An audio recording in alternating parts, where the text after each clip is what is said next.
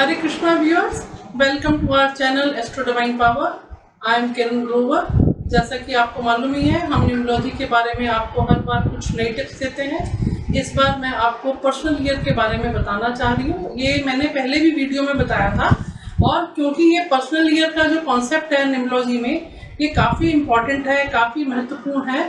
तो इसके लिए हम आज जो बात करेंगे वो करेंगे हमारे भारत के जो सर्वश्रेष्ठ खिलाड़ी हैं श्री मिल्खा जी, जिनका भी रिसेंट में ही कोविड-19 की वजह से देहांत हुआ है, उनके बारे में हम बात करेंगे।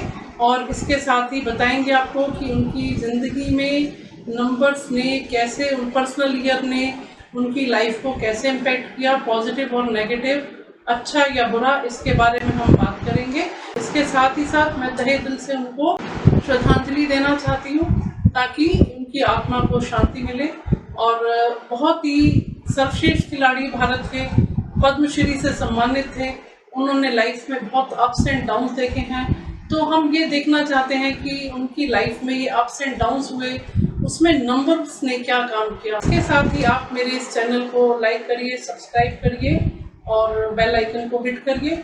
अब देखते हैं हम कि उनकी ज़िंदगी में कौन कौन से पर्सनल ईयर उनके भाग्यशाली साल रहे और कौन कौन से पर्सनल ईयर जो हैं उनके लिए अनफेवरेबल थे या इतने भाग्यशाली नहीं रहे। देखते हैं एक नज़र से। जैसे एग्जांपल देखिए, उनका बर्थ है 1929 का। जब इंडिया इंडिपेंडेंट हुआ तब उनकी उम्र थी 18 साल की।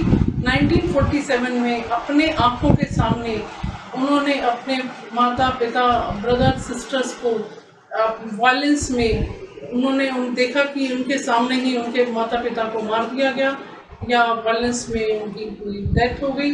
तो वो ऐसा जो नज़ारा था वो उनको ज़िंदगी भर के लिए एक ऐसी छाप छोड़ गया उनके मन स्थिति पे, जिसने उनको बहुत ही आहत किया।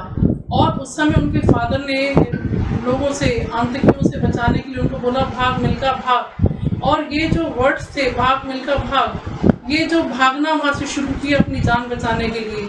और हमें मालूम नहीं था कि उनकी ज़िंदगी में एज ए एथलीट भागना ही लिखा है, और वो फिर सारी उम्र भागते ही रहे।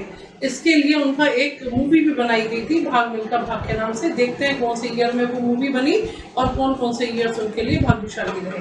1947 में जब उनके साथ ये घटना घटी पार्टीशन के टाइम पे, जहाँ पर उनको अपने पेरेंट्स को ऐसी कंडीशन में छोड़कर और वहाँ से भागना पड़ा, और वो दिल्ली की तरफ जब रवाना हुए, उस समय 1947 में उनका पर्सनल ईयर 7 था। और 7 क्या इंडिकेट करता है? ये 7 ईयर, जो पर्सनल ईयर 7 है, वो है डिसअपॉइंटमेंट का ईयर है, निराशा का है, हेल्थ इश्यूज आने की संभावना रहती है इसमें, और स्ट्रगल्स और डिसअपॉइंटमेंट का ईयर है ये। तो जब उनका पर्सनल ईयर 7 था 1947 में, वो उनका लाइफ का बहुत ही खराब फेज था। इसके बाद 1956 में मेलबोर्न ऑस्ट्रेलिया में जब ओलंपिक्स हुए थे, तभी भी उनका पर्सनल ईयर 7 था। तो हीट्स में ही, प्रीलिमिनरी उसमें ही, हीट्स में ही उनको एलिमिनेट कर दिया गया, ग्रुप से, टीम से उनको हटा दिया गया।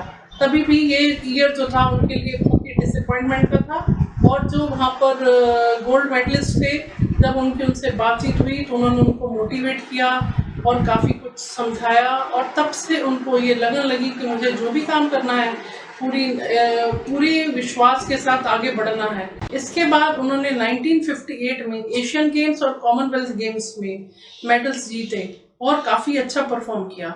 इसके बाद 1959 में जब उनका पर्सनल ईयर 1 आया, तब उनको पद्मश्री से नवाजा गया।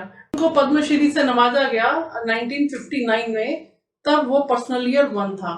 और पर्सनल ईयर 1 जो है, सभी के लिए पर्सनल ईयर 1 होता है, लेकिन इसको हम स्टडी करेंगे अपनी क्लासेस में कि कौन से नंबर पर्सनल ईयर 1 के लिए एंटी नंबर हो सकते हैं। वो एक अलग सब्जेक्ट है, उसको हम कभी बाद में बताएंगे। तो 1 में क्या है? New things impact your life for long. तो ये जो इनको अवार्ड मिला, इनको सम्मानित किया गया, उस समय ये जो ईयर था वो था पर्सनल ईयर 1। इसके बाद 1960 में रोम में जब ओलंपिक गेम्स हुए थे, तब इनको वहाँ पर 4th पोजीशन मिली थी, जबकि उस समय पर्सनल ईयर 2 था। तो पर्सनल ईयर 2 अच्छा नहीं था, लेकिन आपको अगर याद हो या आपने कभी इनके बारे में पढ़ा हो, ये ओलंपिक मेडल जीत जाते अगर वो उस समय ड्यूरेशन ऑफ जो इनका जिस समय कंपटीशन चल रहा था उस समय इन्होंने 1 सेकंड पीछे की मुड़कर देखा, जिसकी वजह से ये 3 लोग इनसे आगे निकल गए और इनको ओलंपिक गेम्स में 4th पोजीशन मिली, जबकि ये पहली पोजीशन के हकदार थे। तो पर्सनल ईयर 2 क्या है, हमें जरूर टेंशन देगा, हर्डल्स देगा, लाइफ में परेशानी देगा। इस तरह कभी कभी हमारे साथ भी होता है कि जो हम मुकाम पाना चाहते हैं और जिसके लिए हम काबिल भी होते हैं, हमारे अंदर कैपेबिलिटीज भी होती हैं, हम एफर्ट्स भी करते हैं और वो हम उस मुकाम को हासिल नहीं कर पाते। रीजन भी कि वो पर्सनल ईयर शायद हमारे लिए भी अनफेवरेबल रहता हो। अगर हमें इस सब की जानकारी हो कि कौन सा पर्सनल ईयर हमारा फेवरेबल है और तो हम उस चीज पे और ज्यादा अलर्ट होके काम कर सकते हैं। नहीं तो पर्सनल ईयर 2 जनरली वो टेंशन और हर्डल्स ही देता है। 1964 में मिल्खा जी का जो पर्सनल ईयर था वो 2 था और उस समय देखिएगा टोक्यो ओलंपिक्स में इनको हीट्स में ही एलिमिनेट कर दिया गया था। उसका रीजन क्यों है, क्या है, क्योंकि इनका साइकिक नंबर 2 है और जो कि पर्सनल ईयर 6 का एंटी नंबर है, जिसकी वजह से इनको डिजायर्ड रिजल्ट्स नहीं मिले और ये काफी डिसअपॉइंट भी हुए थे उस समय में। अब इसके बाद नेक्स्ट देखते हैं 1999 में जब कारगिल वॉर हुई थी तो वहां पर एक हवलदार थे शहीद विक्रम सिंह और उनका वहां पर शहीद हो गए थे उस वॉर में। तो उनके 7 साल के बच्चे को इन्होंने अडॉप्ट किया था। देखिए उस समय क्या था, पर्सनल ईयर इनका 5 था। 5 नंबर क्या होता है, हमारे मन की इच्छा को, जो हमारे मन में बहुत सालों से कोई इच्छा चली आ रही हो, जैसे एक कोई बच्चा होता है अपने मन में एक इच्छा लेके चलता रहता है और जब वो बड़ा हो जाता है तब जाके वो फुलफिल होती है। तो इसी तरह से हम कह सकते हैं मिल्खा जी के मन में जरूर कोई ना कोई ऐसी इच्छा थी कि मैं कुछ सोसाइटी के लिए कुछ करूं। तो उन्होंने 1999 में शहीद विक्रम सिंह के बेटे को इन्होंने अडॉप्ट किया और एज ए सन, जबकि इनके अपने भी बच्चे थे, 3 डॉटर्स थी और बेटा भी था इनका। उसके बाद भी इन्होंने उस बच्चे को अडॉप्ट किया क्योंकि एक बहुत बड़े मोटिवेशनल स्पीकर भी थे और कहीं इनकी जो इनर वॉइस थी, इनकी सबकॉन्शियस माइंड जो था, वो कहीं ना कहीं इनको इस इच्छा को पूरा करने के लिए उनकी अर्ज थी और इस वजह से उन्होंने उन बेटे को इन्होंने अडॉप्ट किया।